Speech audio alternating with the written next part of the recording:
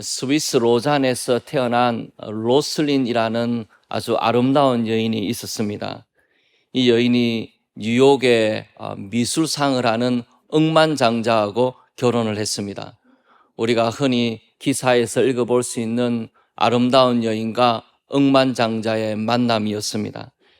세월이 지난 후에 결국 이 여인이 57세 되던 후에 남편과 이혼 소송을 시작을 하게 됩니다. 그리고 99년에 이혼이 끝이 나게 되는데, 이 여인이 굉장히 많은 위자료를 받은 여인으로 유명합니다.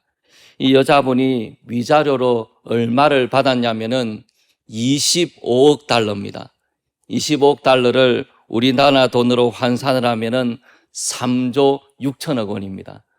여러분 부러우십니까? 3조 6천억 원을 위자료로 받았는데 그게 끝이 아니고, 이 여자분은 13년 동안 매년 1억 달러씩 또 추가로 받게 되었습니다. 1억 달러니까 우리나라 돈으로 하면 1,400억 달러죠. 그걸 13년 동안이나 계속해서 받게 되었다는 겁니다.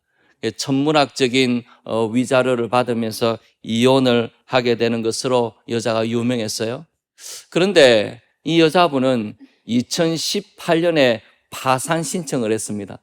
그럼 이해가 되십니까? 3조 6천억 원을 받았는데, 그리고 1억 달러씩 13년을 받았으니까 13억 달러를 더 받았지 않습니까? 그런데 이 여자분이 파산 선고를 했다는 겁니다. 참 믿을 수 없는 이야기죠.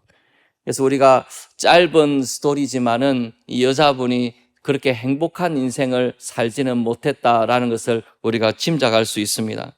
그럼 왜 이혼을 하게 되었는가? 이 조슬린이라는 여자분이 성형수술에 집착을 했기 때문입니다. 참 이해하기 힘들죠?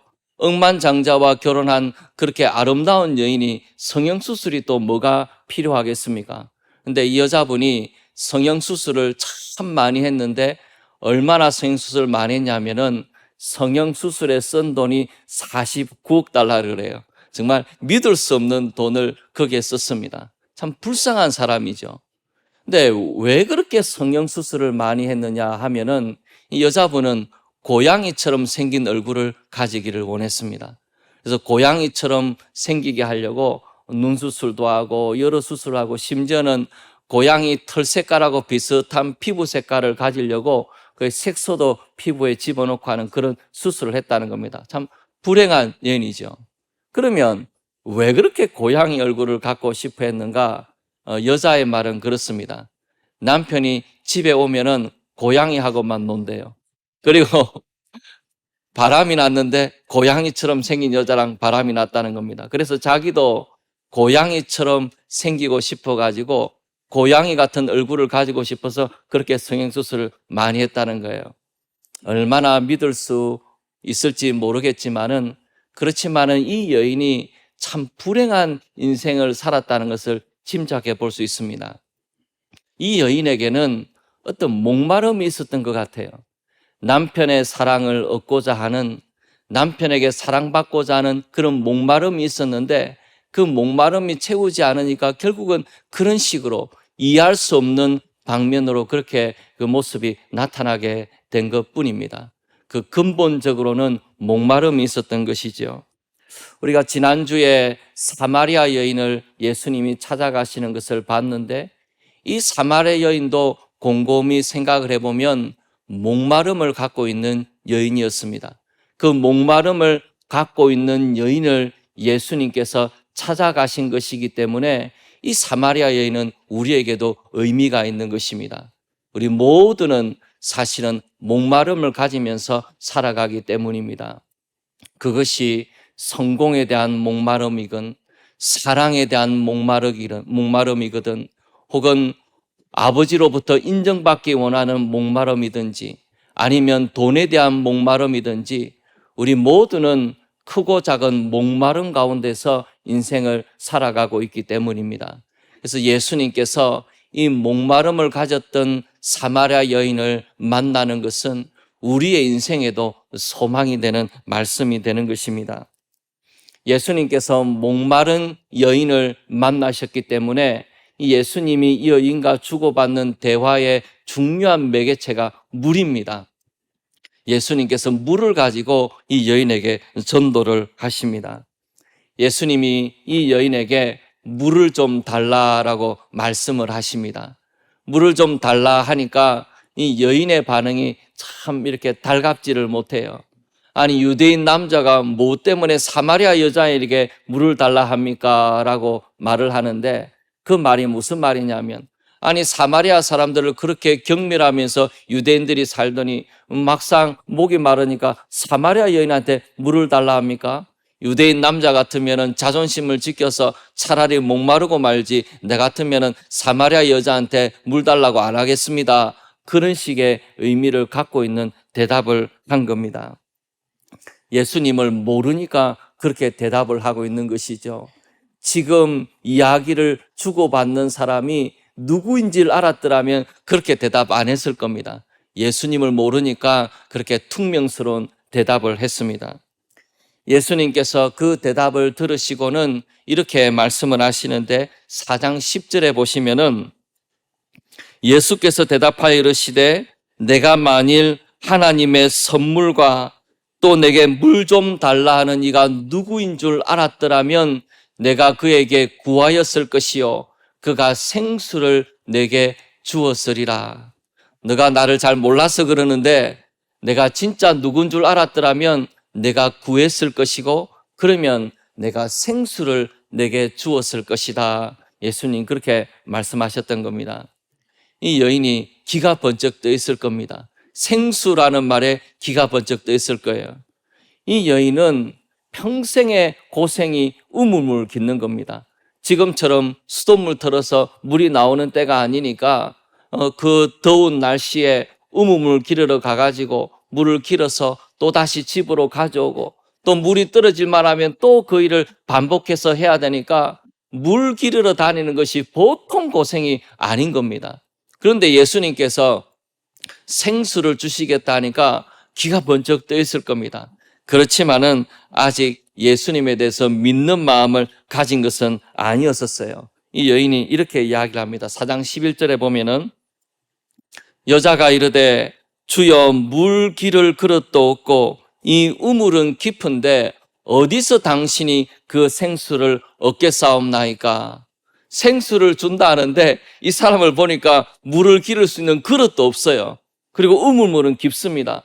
그렇게 물을 잘 주면 자기가 물을 구해서 마시면 되지 굳이 나한테 생수를 달라고 이야기할 것은 없지 않습니까? 그러니까 의심스러운 눈으로 당신이 어디서 생수를 구하겠습니까? 그렇게 예수님께 다시 대답을 하니까 예수님께서 4장 13절에 이렇게 말씀을 하십니다. 아주 중요한 말씀을 예수님이 하십니다. 예수께서 대답하여 이르시되 이 물을 마시는 자마다 다시 목마르려니와 내가 주는 물을 마시는 자는 영원히 목마르지 아니하리니 내가 주는 물은 그 속에서 영생하도록 솟아나는 샘물이 되리라.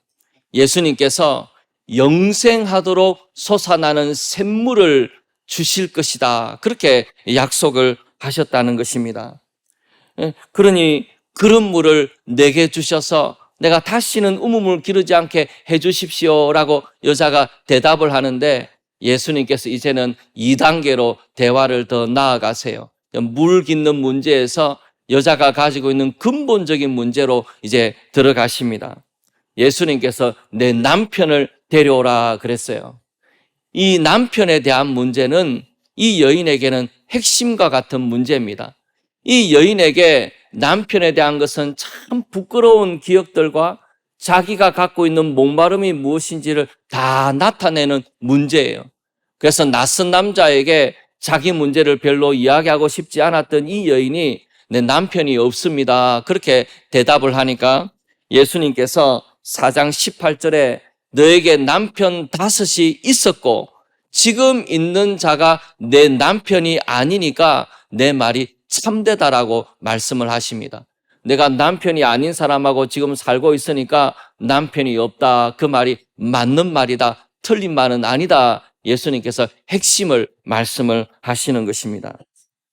왜 예수님께서 이 남편을 데려오는 문제를 말씀하셨냐면은 이 남편에 대한 문제가 이 여인이 갖고 있는 목마름의 핵심이기 때문입니다. 우리가 생각할 때 이 여인이 부도덕한 여인이라고 생각하기가 쉬워요. 아니, 남편이 5이나 있었으니까 얼마나 부도덕해 보입니까? 그런 남편을 자꾸 바꾸는 그 여인이 부도덕하다고 생각할지 모르지만은 이스라엘 사회를 생각을 해보면 이 여자가 부도덕한 여인이 아니라는 것을 알 수가 있습니다. 그 당시에 유대인의 결혼 생활에서 이혼을 결정할 수 있는 것은 남편이 결정하는 것이지 아내가 결정하는 것이 아닙니다. 어떤 학자가 아내가 이혼할 수 있는 몇 가지 이유를 설명해 놓은 것이 있어요. 어떠냐면은 남편이 오물을 수거하는 직업을 갖고 있고 무두장이고 구리 대장작일 경우에 아내는 이혼을 요구할 수 있다 그랬습니다. 그런 직업인 줄 알고 결혼을 했는데 막상 결혼해서 살다 보니까 남편 몸에서 나는 냄새를 견딜 수가 없다는 겁니다. 그런 경우는 이혼이 가능하다 그랬습니다. 그 다음에 남편이 아내의 품위를 손상시키는 일을 강요하게 되었을 때, 남편이 나병이나 종양에 걸렸을 경우에, 그런 경우는 이혼할 수 있지만 그 외에는 부인이 남편에게 이혼을 요구할 수 있는 경우는 없었다는 겁니다. 그러면 이 여인은 부도덕한 여인이 아니고 버림받은 여인입니다. 남편으로부터 5번이나 버림받은 여인이 사마리아 여인이라는 것입니다. 이 사마리아 여인은 아마 미모가 뛰어난 여인이었을지도 모르겠어요.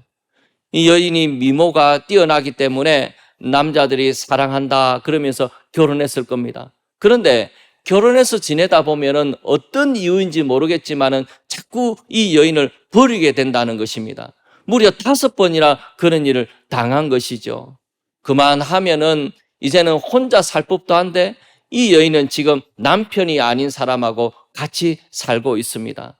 남편으로부터 또 버림받을까 봐 두려우니까 남편으로 그렇게 결혼하지는 않은 상태예요. 그렇지만 혼자 살 수는 없는 것입니다.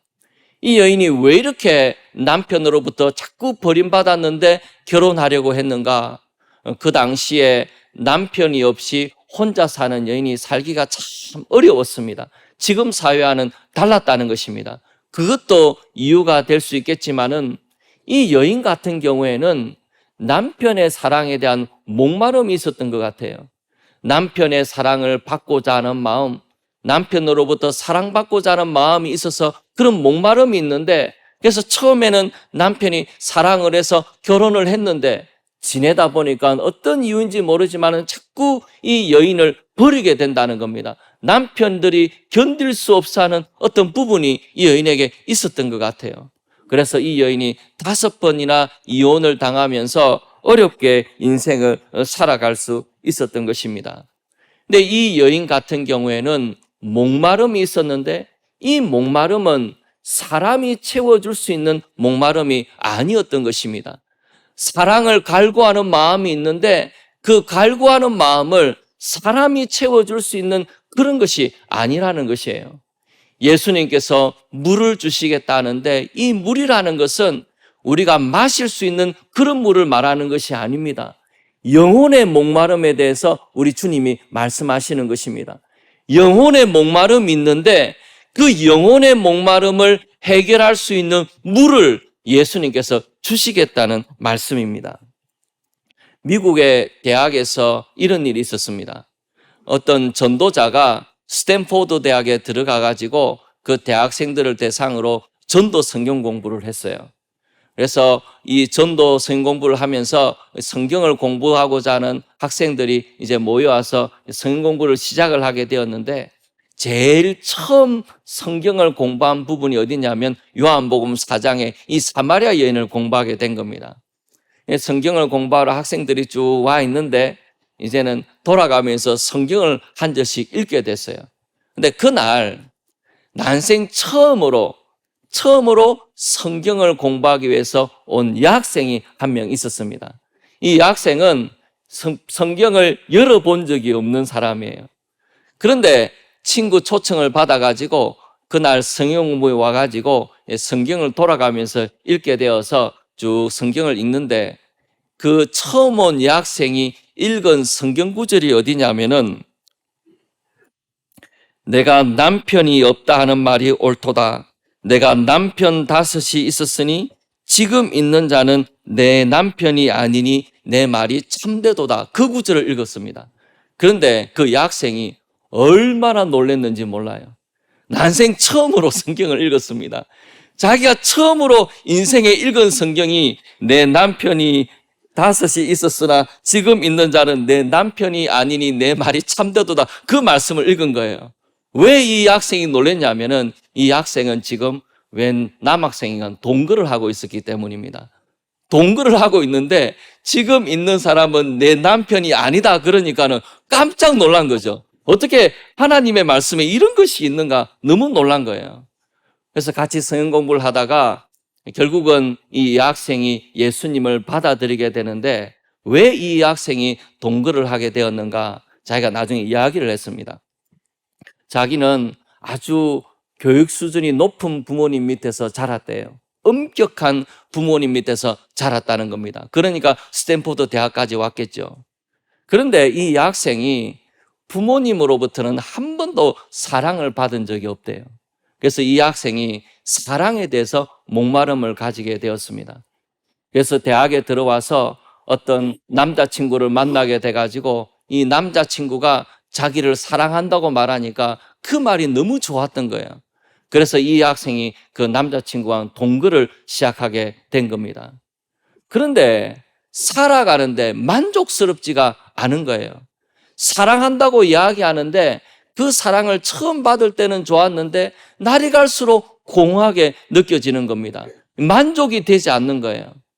그리고 상황이 어떤 상황이냐면 그 남자친구도 괴로워하고 있었습니다. 왜냐하면 이 여자가 이 학생이 자기를 사랑해 주기를 바라는데 자기가 아무리 사랑을 해줘도 만족을 시킬 수 없다는 부담감이 있었던 거예요. 너무 스트레스인 겁니다. 여자가 자기에게 모든 것을 거는 것 같은데 그걸 알겠는데 이 여자가 주는 원하는 사랑을 줄 수가 없는 거예요. 그러니까 남자친구는 남자친구대로 괴로워하고 스트레스를 받고 있는 것이 지금 상황이었는데 그럴 때 성경 공부를 시작하게 되었던 것입니다. 그래서 그 여학생이 예수님을 만나고 난 다음에 복음을 받아들이고 난 다음에 자기의 목마름이 해결되는 것을 경험하게 되고 그리고 하나님 앞으로 나오게 되는 새로운 삶을 살게 되었던 것이죠. 여러분, 우리가 살아가면서 많은 목마름을 가지게 되는데 그 목마름이라는 것은 사람이 해결해 줄 수 있는 것이 아닙니다. 여러분, 아무리 성공해 보십시오. 아무리 돈을 많이 벌어 보십시오. 아무리 다른 사람의 인정을 받아 보십시오. 그것이 우리 인생에 만족을 줄 수 있느냐는 말입니다. 그래서 우리가 목마른 그 목마름은 이 세상에서 만족을 얻을 수 있는 것이 아니라는 것입니다. 사람이 줄 수 있는 만족이 아니라는 것입니다. 그런데 이 세상을 살아가면서 우리가 이 세상에서 그 목마름을 해결하고자 하니까 우리의 삶이 너무나 고단하고 피곤할 수밖에 없다는 것입니다. 이사야 55장에 보면은 하나님이 우리를 초청하시는 초청이 나오는데 이 초청에는 하나님의 탄식도 같이 들어 있습니다. 하나님의 초청을 한번 보시겠습니까? 이사야 55장 1절에 보면 이런 말씀이 있습니다. 오호라 너희 모든 목마른 자들아 물로 나오라. 돈 없는 자도 오라. 너희는 와서 사 먹되 돈 없이 값 없이 와서 포도주와 젖을 사라. 너희가 어찌하여 양식이 아닌 것을 위하여 은을 달아주며 배부르게 하지 못할 것을 위하여 수고하느냐. 하나님의 탄식이죠. 너희가 양식 아닌 것을 위해서는 그렇게 은을 많이 달아주고 배부르게 하지 못할 것을 위해서는 그렇게 수고하면서 인생을 살아가는데 왜 인생에 참된 만족을 줄 수 있는 양식을 얻는 것에는 너 인생에 참된 해가를 줄 수 있는 그 물을 얻는 것에 대해서는 그렇게 무관심하고 그렇게 소홀히 여기면서 인생을 살아가느냐? 우리 하나님의 탄식이 거기에 있지 않습니까? 너희 목마른 자들아 그랬습니다. 우리 인생은 근본적으로 목마른 인생입니다. 그 목마른 인생이 양식하는 것을 위해서 은을 달아주고 배부르게 하지 못할 것을 위해서 그렇게 수고하면서 살아가는 우리 인생을 보시면서 하나님이 초청해 주시는 것입니다. 이사야 55장 3절에 보면은 이렇게 하나님이 말씀하십니다. 너희는 귀를 기울이고 내게로 나와 들으라. 그리하면 너희의 영혼이 살리라 그랬습니다. 귀를 기울이고 하나님 앞에 나오게 됐을 때에 그럴 때 너희 영혼이 산다고 하나님 말씀하고 계십니다. 요한복음 4장 14절에 우리 주님께서 예수님께서 뭐라 말씀하시냐면 내가 주는 물은 그 속에서 영생하도록 솟아나는 샘물이 되리라 하셨습니다. 예수님께서 영생하도록 솟아나는 샘물이 우리 안에 있을 것을 말씀해 주셨다는 겁니다. 이것은 예수님께서 이 사마리아 여인을 위로하기 위해서 해주신 말씀이 아니에요. 예수님께서 이 사마리아에게 하신 말씀은 진짜 약속입니다. 예수님을 믿게 됐을 때, 예수님 앞에 나오게 되었을 때에 그 속에서, 사람의 속에서 영생하도록 솟아나는 샘물이 있다는 것입니다. 우리 인생에 참된 만족을 주는 샘물이 우리에게 있다는 것을 말씀해 주고 계십니다. 복음이 참 능력이 있는 것인데요.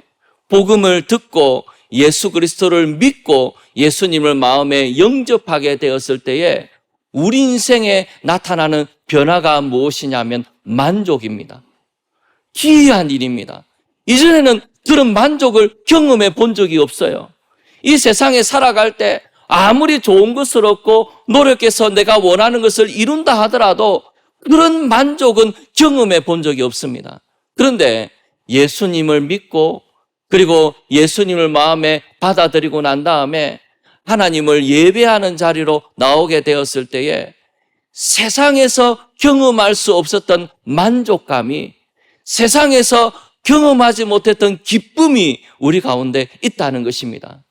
이 복음은, 예수님은 굉장한 능력을 갖고 있습니다. 세상에 목말라 하면서 살아가던 우리의 인생이 그 방향이 바뀌어져서 하나님께 목말라 하면서 살아갈 수 있도록 우리의 삶을 바꾸는 능력이 예수님께 있습니다. 예수님 앞에 나올 때 그런 삶의 변화가 주어지게 된다는 것입니다. 예수님께서 얼마나 놀라우시냐면은 이제는 과거에 매였던 것, 목말랐기 때문에 매여서 살았던 것에서 자유를 얻게 하시는 능력이 예수님에게 있습니다. 이제는 예수님 믿고 나면 그분 앞에 나아가게 되면은 과거와 같이 매이지 않아요.